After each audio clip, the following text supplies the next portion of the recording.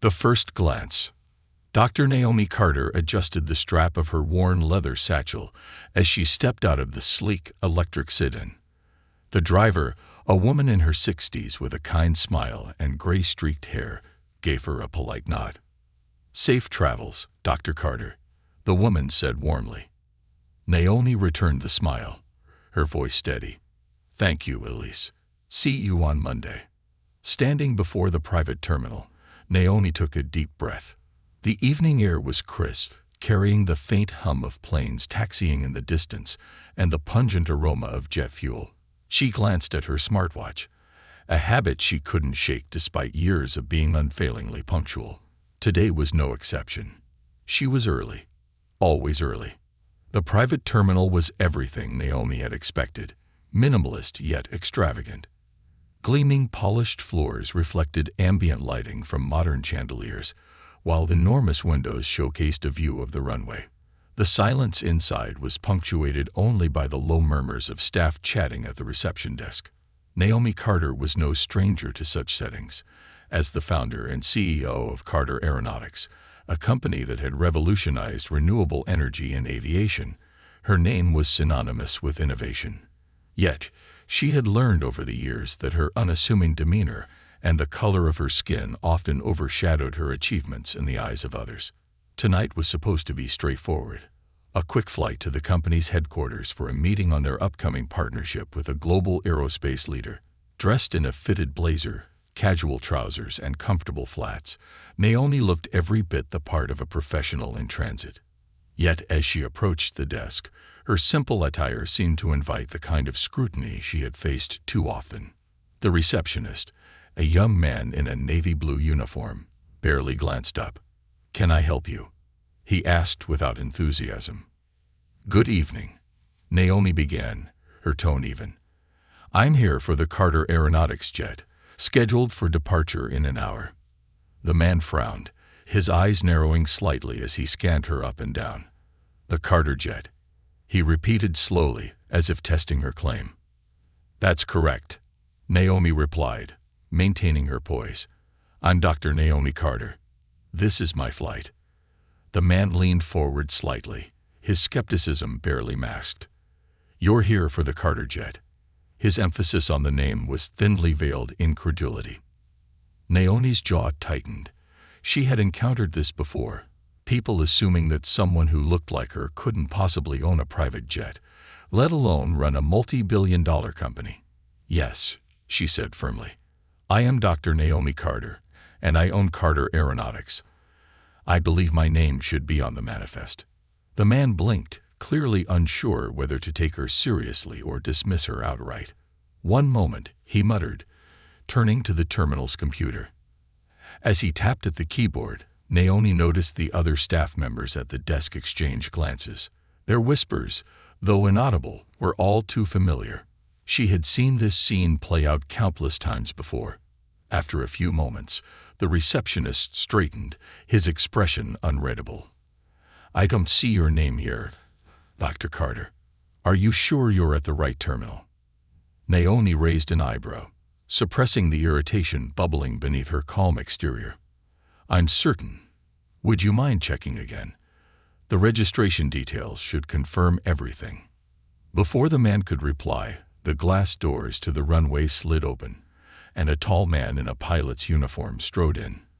His air of authority was palpable, his salt and pepper hair lending him an air of experience. He glanced between Naomi and the receptionist. "Something wrong here?" the pilot asked, his voice tinged with impatience. "This lady claims she's here for the Carter jet," the receptionist said, his tone laced with doubt.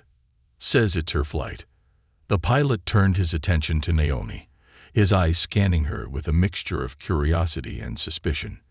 "Ma'am, I don't mean to be rude, but do you have any documentation to back that up?" Naomi sighed, setting her satchel down and retrieving her tablet. With a few quick taps, she brought up the ownership details for the jet, handing it to the pilot. "This should suffice," she said. The pilot took the device but barely glanced at it before handing it back. "I've seen all kinds of people trying to talk their way onto private jets," he said dismissively.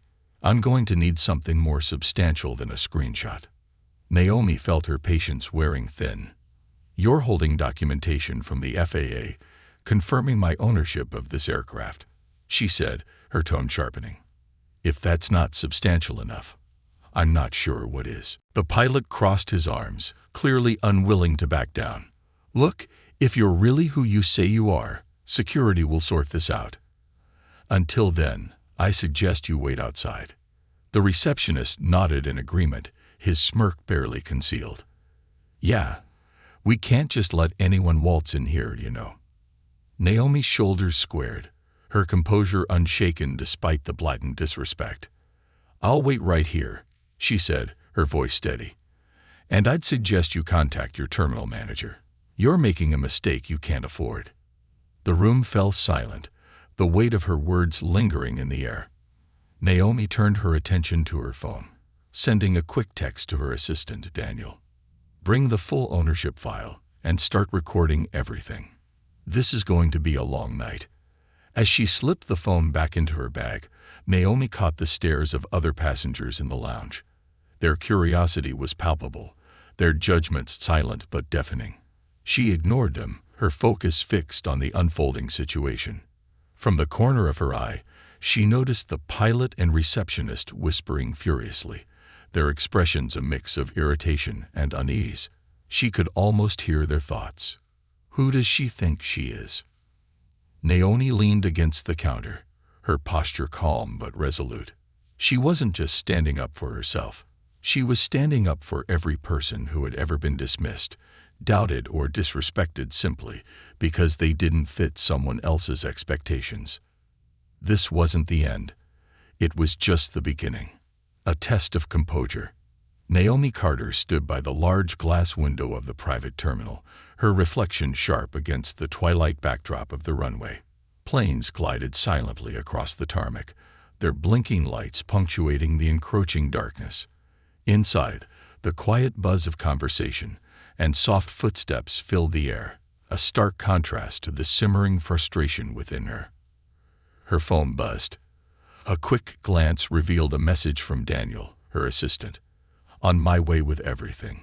Should be there in 10 minutes. Stay calm. Naomi allowed herself a small smile. Daniel had been with her for years and had a knack for anticipating her needs before she voiced them. She typed a quick response.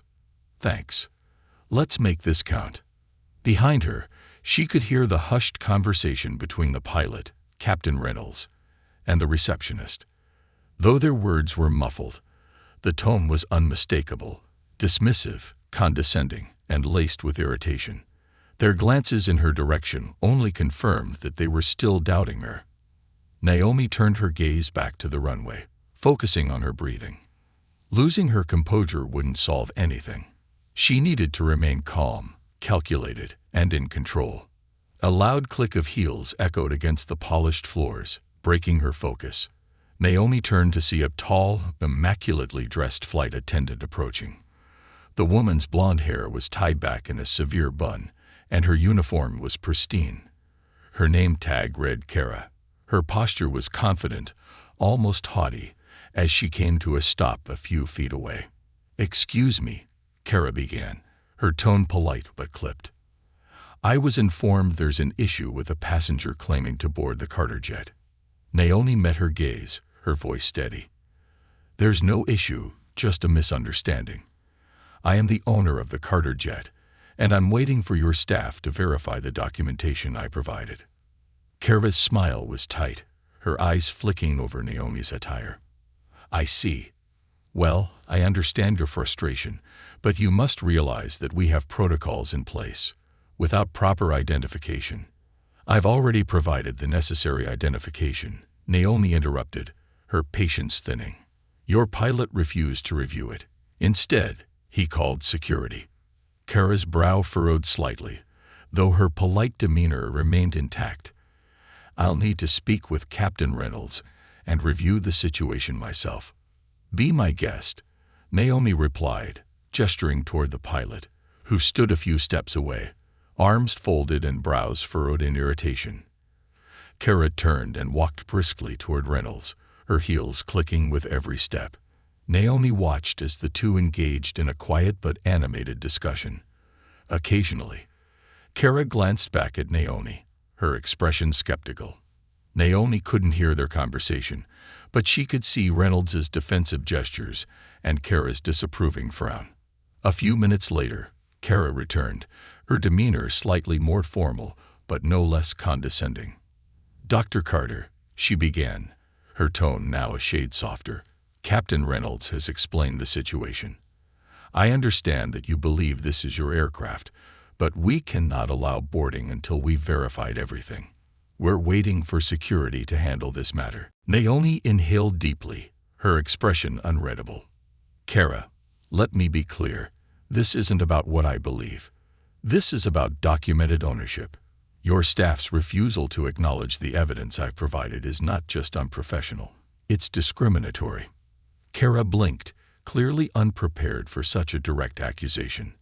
"I assure you, Dr. Carter, that's not the case. We treat all our passengers equally."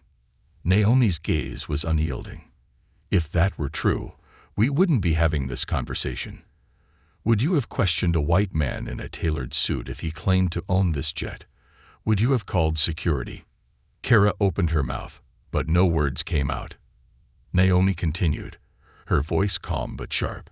"I suggest you think carefully about your next steps. This situation is escalating unnecessarily, and I promise you, the repercussions will extend far beyond this terminal." Before Kara could respond, the glass doors slid open again, and Daniel strode in, carrying a sleek leather briefcase. His tailored suit and confident gait turned heads as he approached Naomi with an air of quiet authority. "Dr. Carter," he greeted her with a nod, handing her the briefcase. "I brought the full documentation, including the aircraft's registration, maintenance records, and ownership history. Would you like me to present it to them?" Naomi smiled faintly, her composure unshaken. "Yes, Daniel. Let's make sure there's no room for further doubt." Daniel turned to Kara and Captain Reynolds, who had rejoined the group, his tone professional but firm. "Here are the complete records verifying Dr. Carter's ownership of the Carter jet. I suggest you review them thoroughly before making any further assumptions." Reynolds hesitated, his discomfort palpable. Kara glanced at the briefcase, then back at Naomi, clearly unsure of how to proceed. "Fine," Reynolds muttered, snatching the briefcase from Daniel. He opened it and began flipping through the documents, his frown deepening with each page. Kara peered over his shoulder, her confident facade cracking as the evidence became undeniable. This all seems to be in order," Reynolds admitted reluctantly after several minutes. He handed the briefcase back to Daniel, avoiding Naomi's gaze. "Of course it is," Naomi said coolly. "The question now is, how do you plan to rectify this situation?" Reynolds stiffened, his pride clearly bruised. "I'll need to inform the terminal manager," he said, his tone begrudging. "This isn't my call." "Then I suggest you do so quickly," Naomi replied. "I've been more than patient, but my time is valuable, and your delay is unacceptable." Reynolds nodded stiffly and walked away, Kara following close behind. Naomi watched them go, her expression calm but resolute. Daniel turned to her, his voice low. "Do you want me to escalate this further?" "Not yet," Naomi replied. "Let's see how they handle it. If they continue to stall, we'll take it to the next level."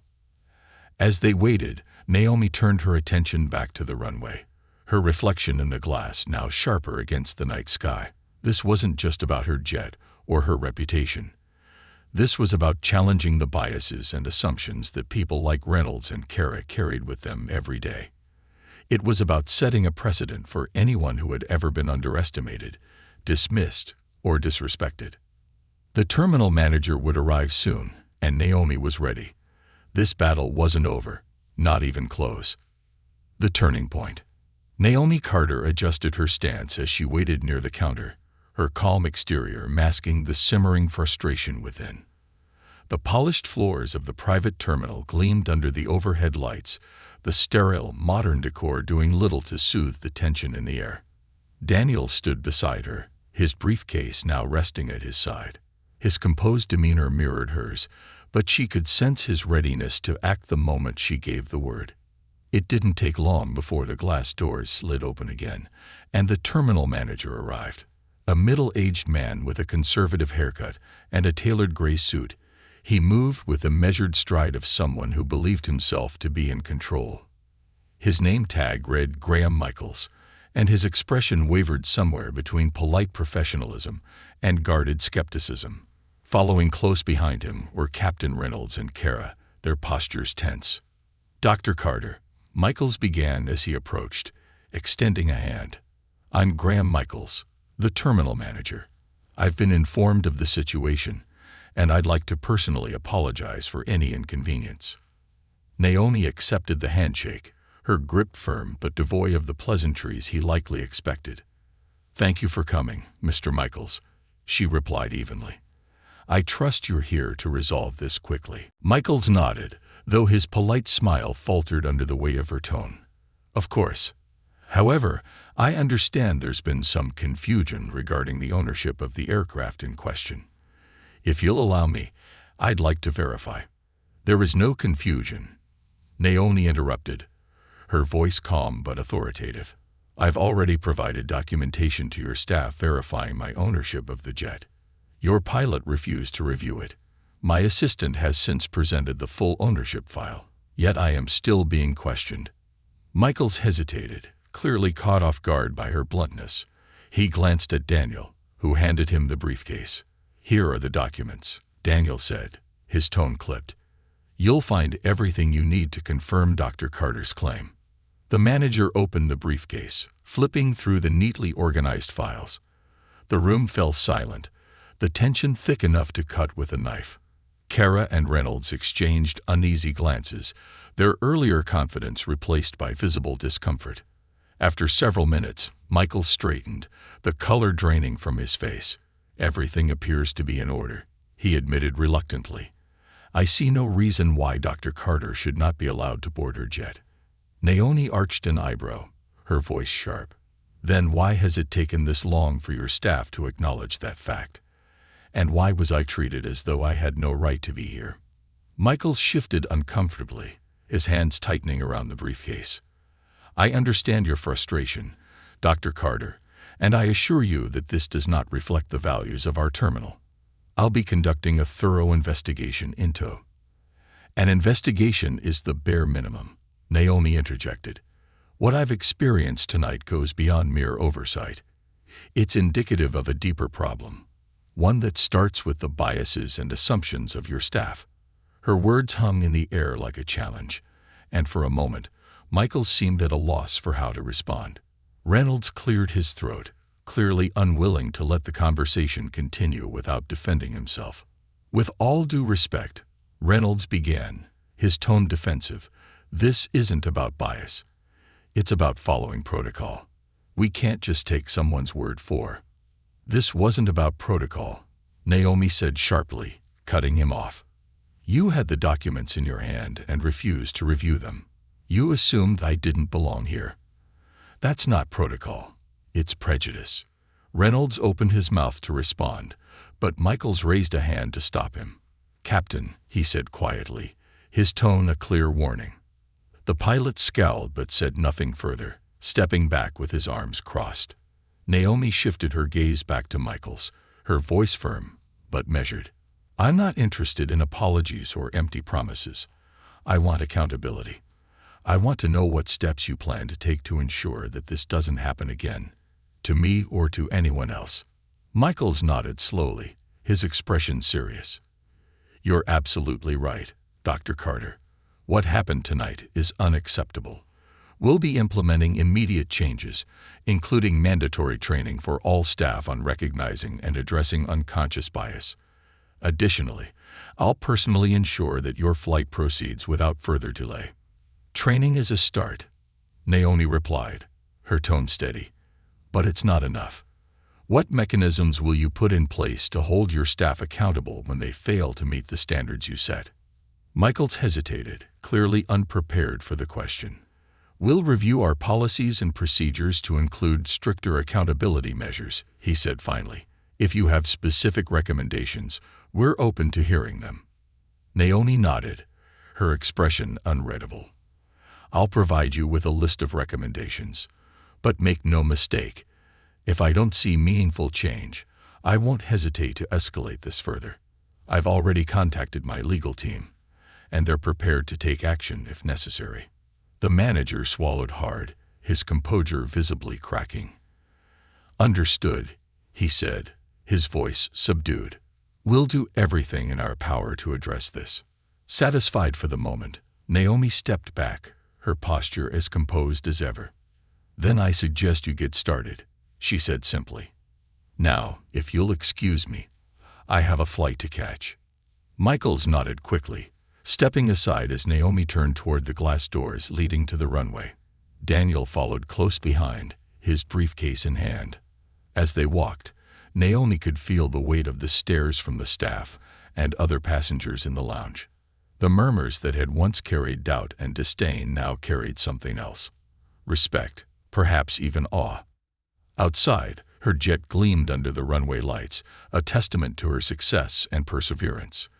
The sight of it filled her with a renewed sense of determination.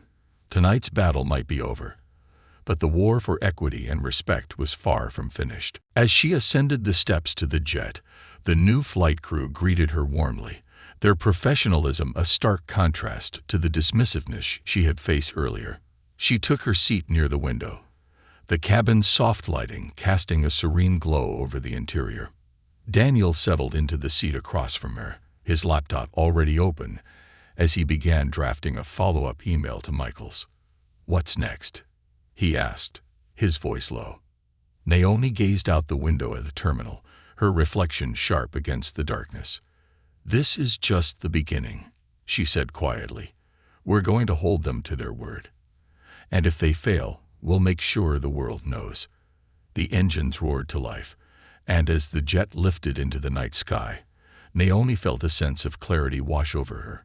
This wasn't just about her. It was about setting a precedent for everyone who had ever been underestimated, dismissed, or overlooked. And she wasn't stopping until that precedent was set. Winds of change. Naomi Carter settled into the plush leather seat of her jet as it glided smoothly above the clouds. The cabin was silent except for the faint hum of the engines, a soothing backdrop to the thoughts swirling in her mind. Outside, the dark sky stretched endlessly, pinpricked with stars. It was a beautiful night, but Naomi's mood was far from tranquil. Across from her, Daniel was already at work, his laptop glowing softly as he typed furiously. The scene at the terminal had left its mark on both of them. The overt disrespect, the undercurrent of bias. It wasn't just another incident for Naomi to brush off. This time, it felt different. This time, she was determined to make it different. "Daniel," Naomi began, her voice calm but resolute. "I want a detailed report of everything that happened tonight. Every interaction, every word. I want timestamps too." Daniel didn't look up, his fingers still moving across the keyboard. "Already on it. I've also compiled a list of witnesses, including the staff who were nearby but didn't intervene." "Good," Naomi said, leaning back slightly. "Once we land, schedule a meeting with our legal team. I want to know what our options are if the airline doesn't follow through on their promises." "Understood," Daniel replied, pausing briefly to glance at her. "But knowing you, you've already got a plan." Naomi allowed a small smile to tug at the corners of her lips. "Of course I do. Tonight was about more than just me, Daniel. This isn't the first time something like this has happened, and it won't be the last. But it's time to make sure the consequences are so public, so undeniable, that they think twice before it happens again." Daniel nodded, his admiration evident. He had worked with Naomi long enough to know that she wasn't just a leader. She was a force of nature. When Naomi Carter set her mind to something, it wasn't a matter of if it would happen, but when and how. Naomi turned her gaze back to the window, watching the faint glow of distant cities below. Her thoughts drifted to the countless young professionals she mentored through her company's diversity and inclusion initiatives. She thought about the emails and letters she had received over the years, stories from people who felt seen, inspired, and empowered because of her work. Tonight wasn't just about holding an airline accountable, it was about setting an example for those who would come after her. The fallout. By the time the jet touched down at her company's headquarters, Naomi's determination had only strengthened. The events of the night had gone viral, thanks to an observant passenger at the terminal who had filmed part of the interaction and shared it online. Naomi hadn't planned for that kind of exposure, but now that the story was out, she intended to use it to her advantage. As the car pulled up to Carter Aeronautics' sleek, glass-fronted headquarters, Naomi was greeted by her Chief Diversity Officer, Carmen Hayes, who was waiting for her in the lobby. Carmen, a sharp and thoughtful leader with a reputation for tackling difficult conversations head-on, had been following the situation closely. Naomi, Carmen greeted her with a firm handshake, her expression both concerned and resolute. "I saw the footage. Are you okay?" "I'm fine," Naomi replied, her voice steady. "But I'm furious. This isn't just about me. It's about what this represents. We need to act, Carmen. Not just for me, but for everyone." Carmen nodded. "I've already started drafting a statement. I think it's important for us to acknowledge what happened, but we also need to tie it to the larger systemic issues at play. This is a chance for us to lead by example." Naomi smiled faintly. "That's why I hired you. Let's get to work." The media frenzy. Over the next few days, the story continued to gain traction. News outlets picked up the viral video, which showed Naomi calmly asserting her ownership of the jet while facing blatant skepticism.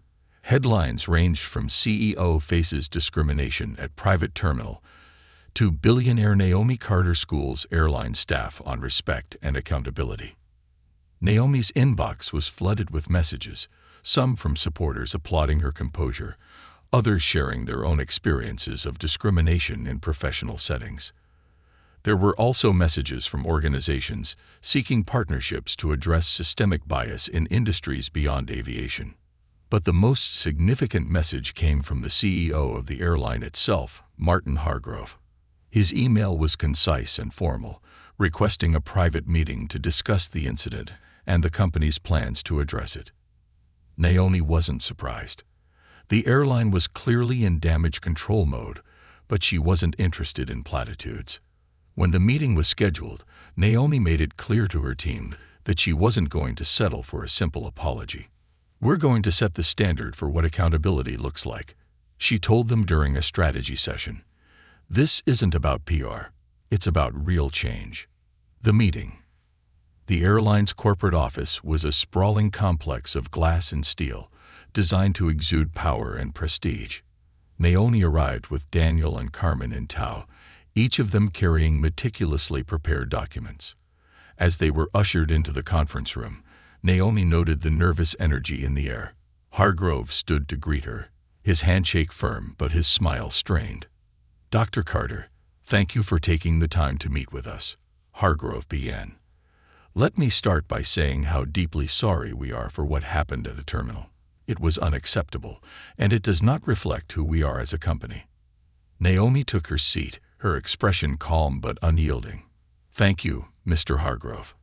I appreciate the apology, but I'm more interested in what steps your company is taking to ensure that this doesn't happen again." Hargrove nodded, gesturing to a stack of papers in front of him. "We've already begun implementing new training programs for our staff, focusing on unconscious bias and customer service. We're also conducting a full review of our policies to identify gaps and areas for improvement."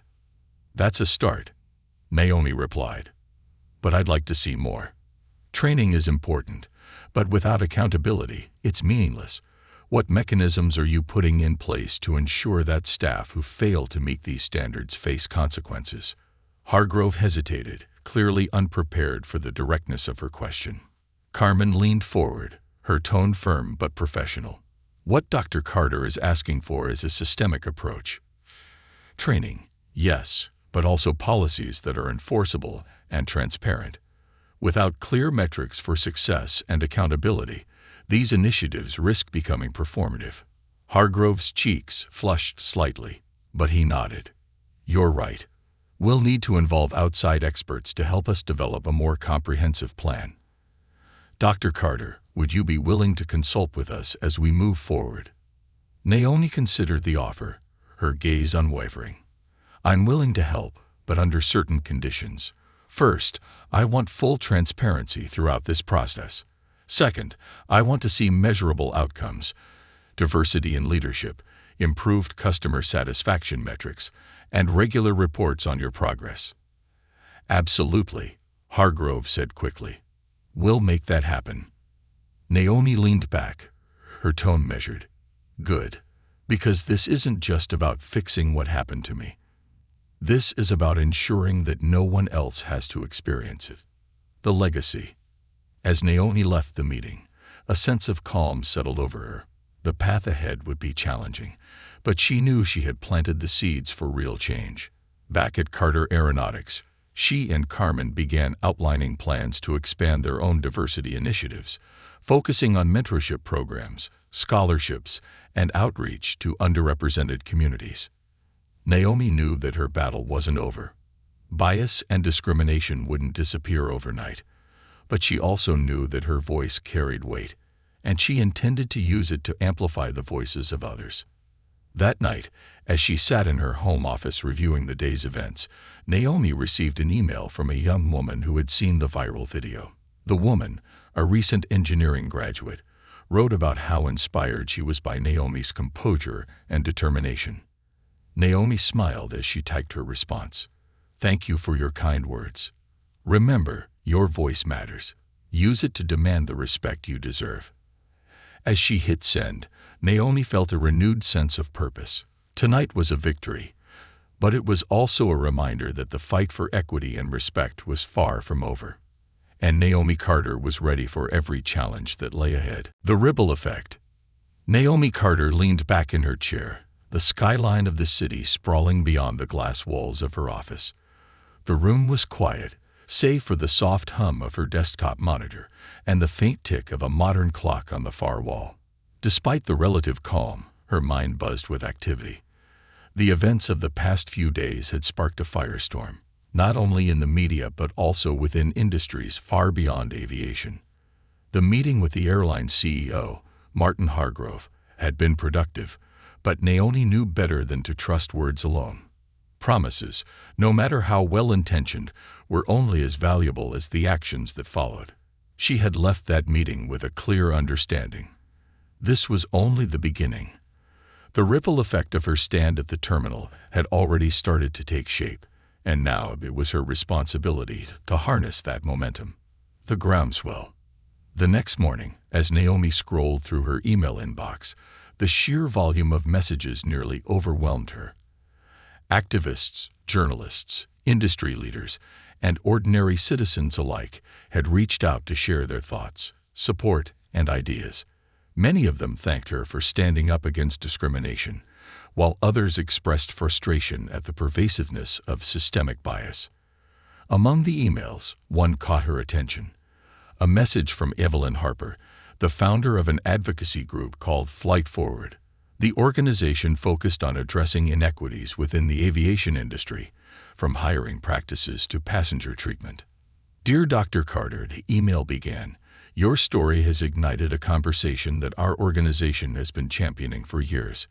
We believe this is a pivotal moment for change, and we would be honored to collaborate with you to push for industry-wide reform.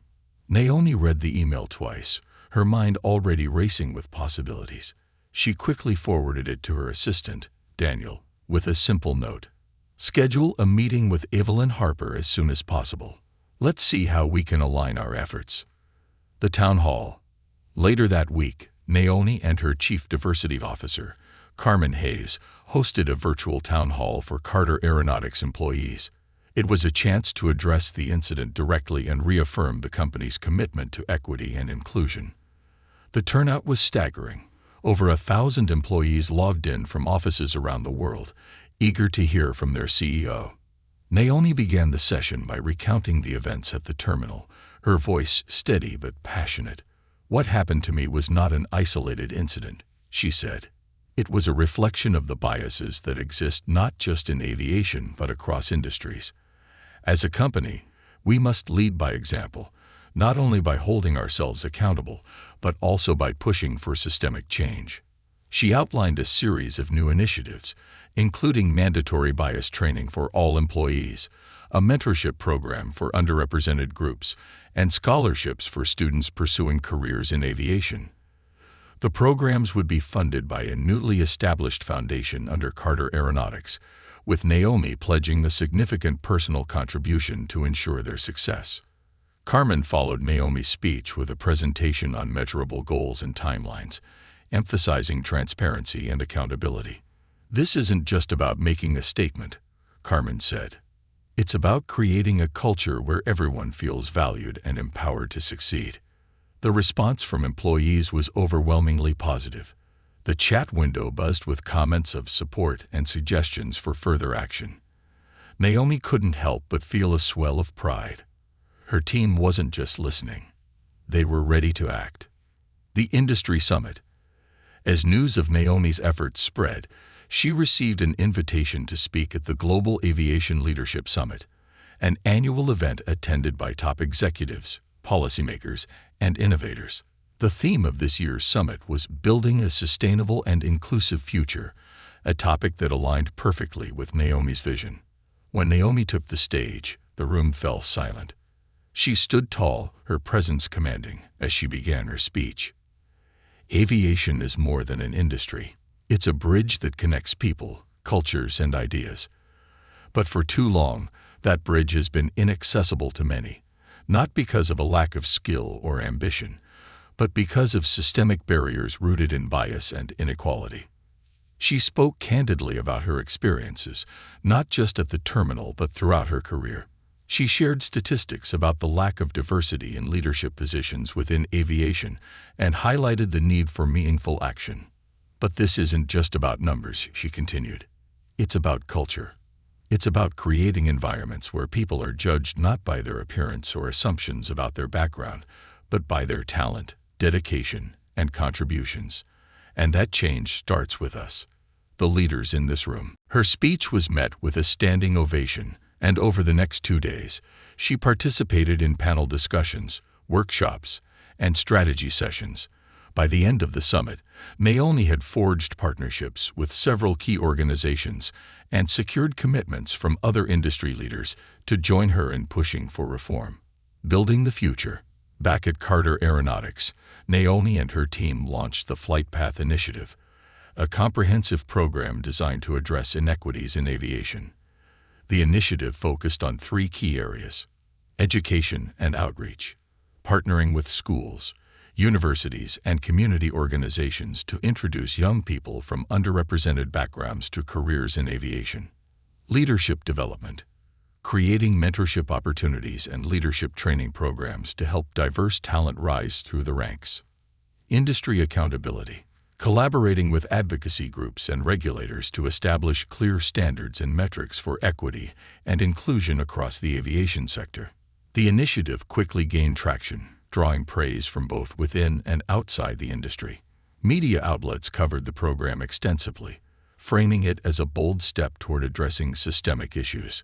Naomi also remained in contact with Evelyn Harper and Flight Forward, working together to push for policy changes at the federal level. Their efforts resulted in the introduction of new guidelines for training and accountability in airports and private terminals, setting a precedent for other industries to follow. A personal reflection. Late one evening, Naomi sat alone in her office, a rare moment of quiet after weeks of relentless activity.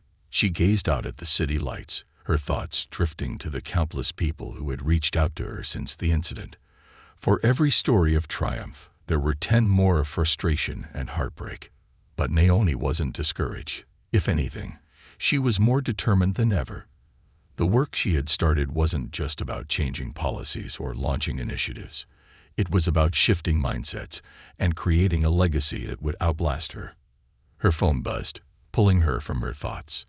It was an email from a young woman named Tiana, a recent graduate who had received a scholarship through the Flight Path Initiative. Tiana's message was short but heartfelt. Dr. Carter, I wanted to thank you for everything you're doing. Because of your program, I've just been accepted into an internship at an aerospace company.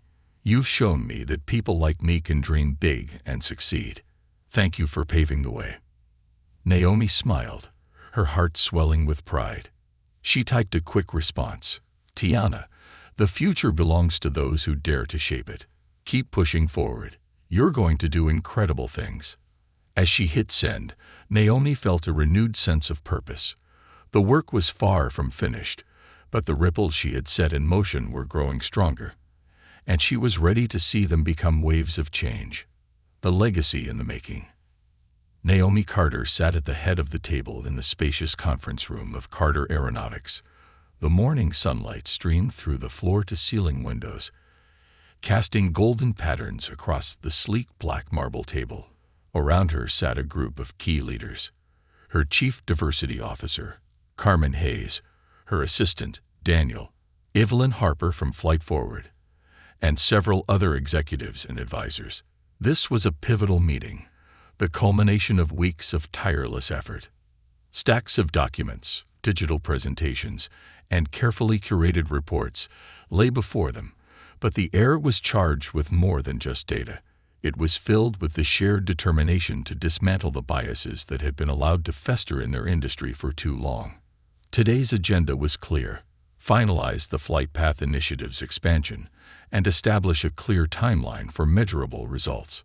The expansion plan. Naomi tapped the edge of her pen on the table, a thoughtful expression on her face as she listened to Carmen outline the proposal.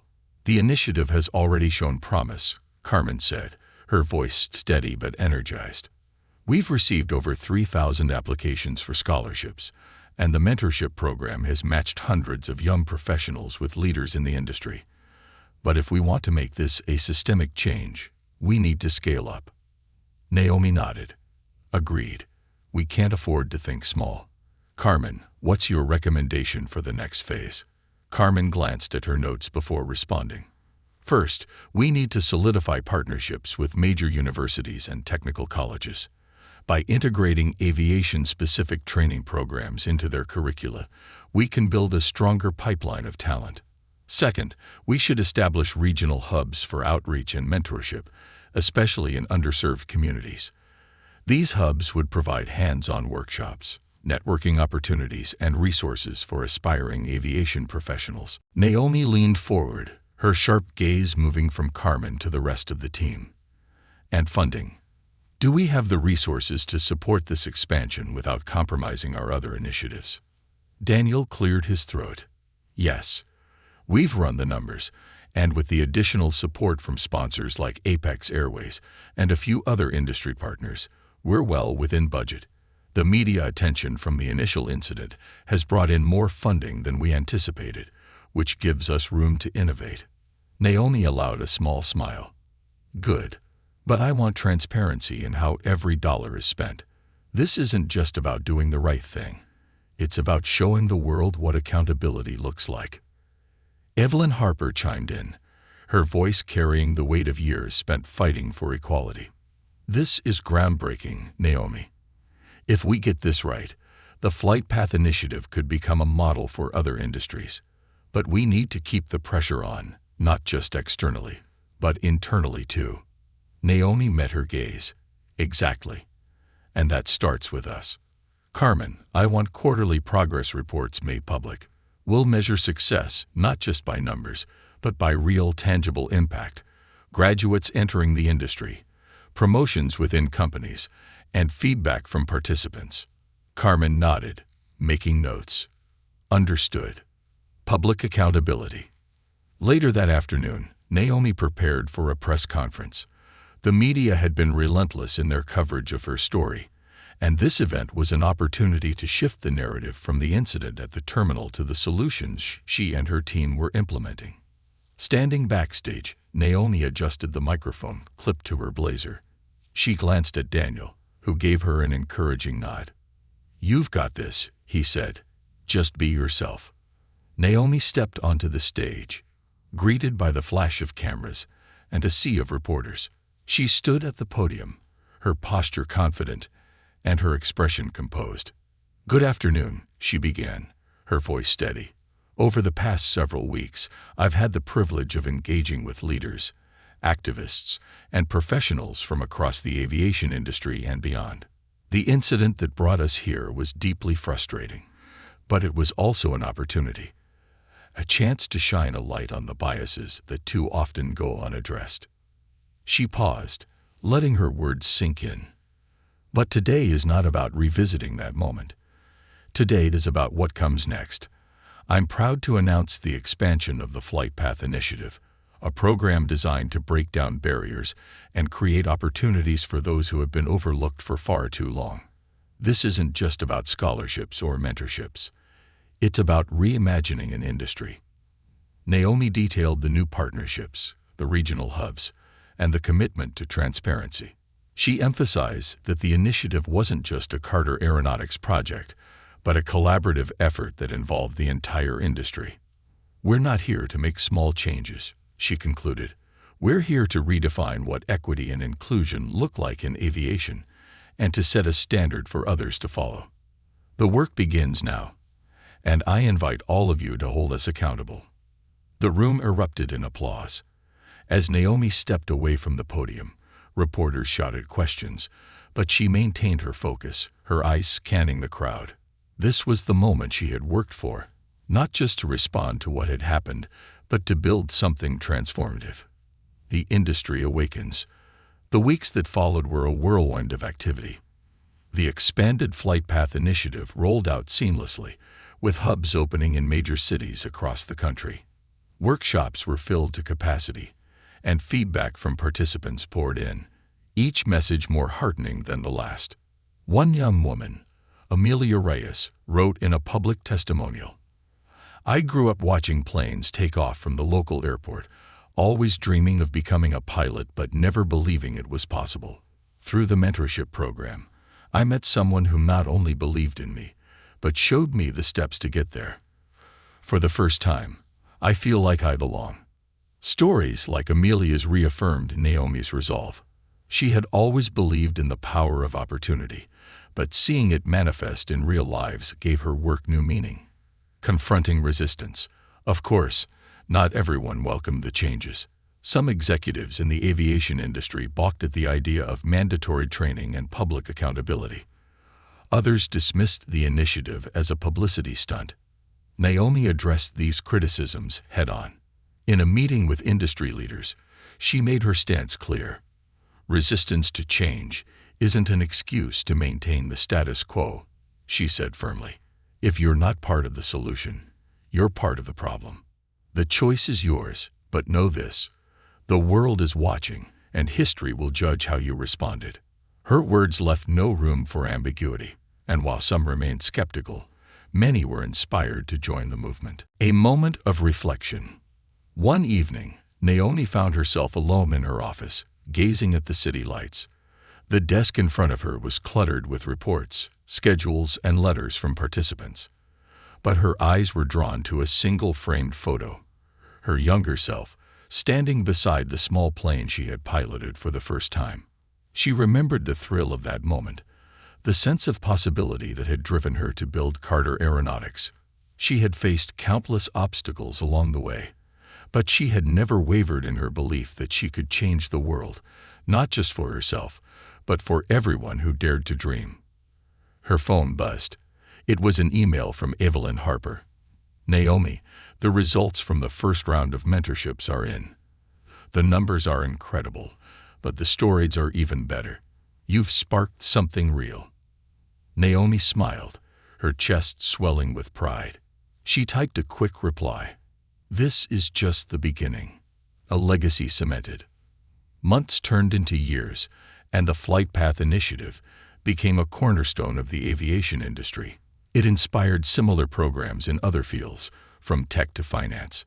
Naomi's work was recognized with countless awards, but the true reward came from the stories of those whose lives had been transformed.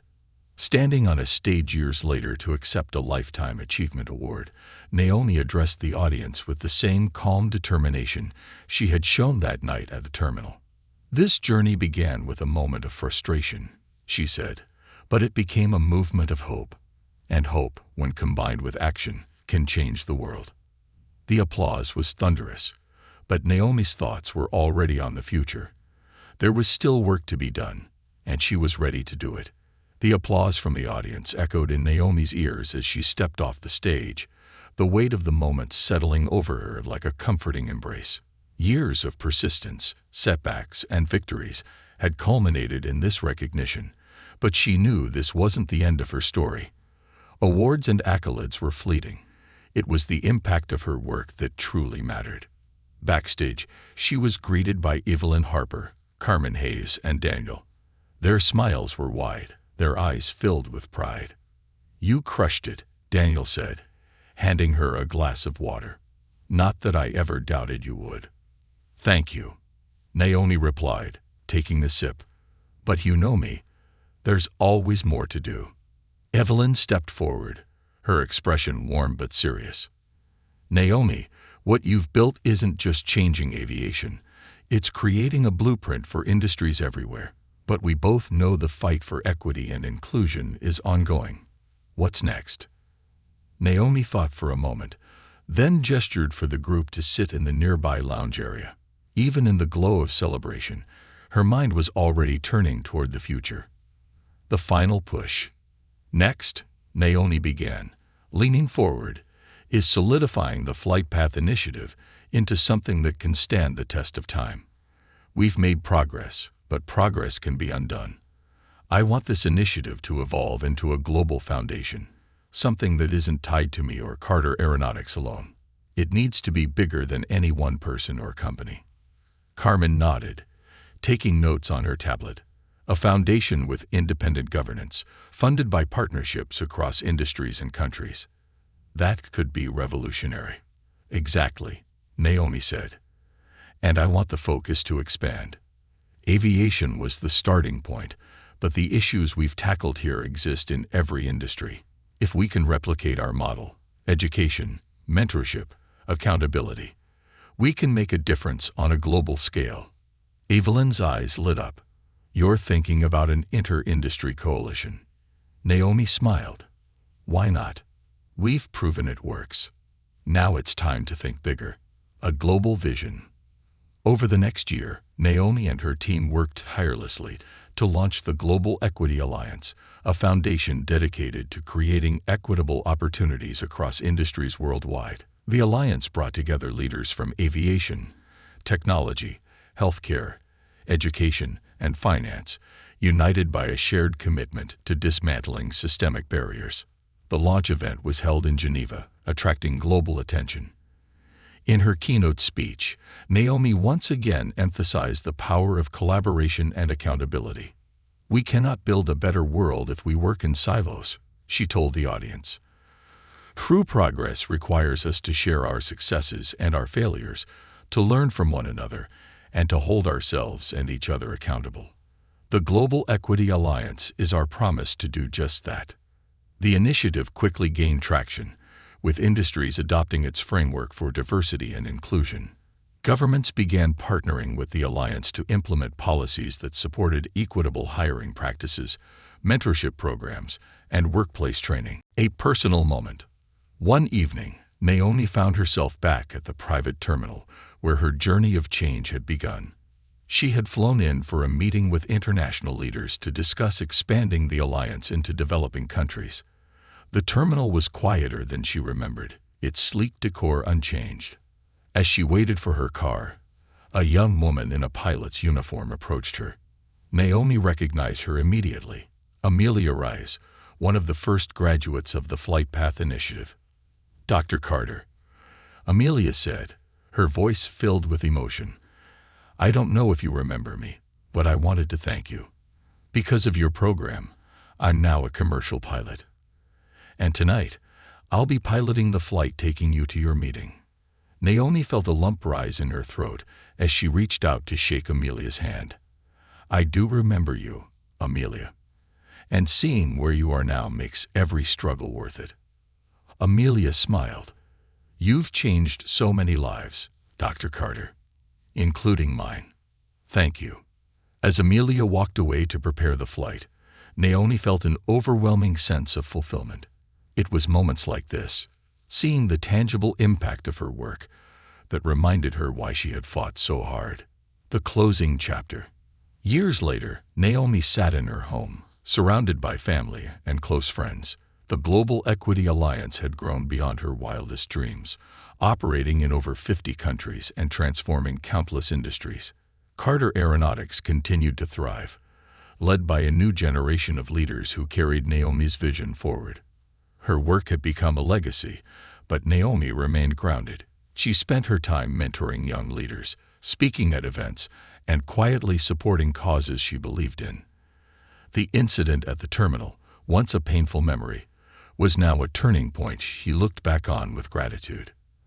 As she watched the sun set over the horizon, Naomi's phone buzzed with a message.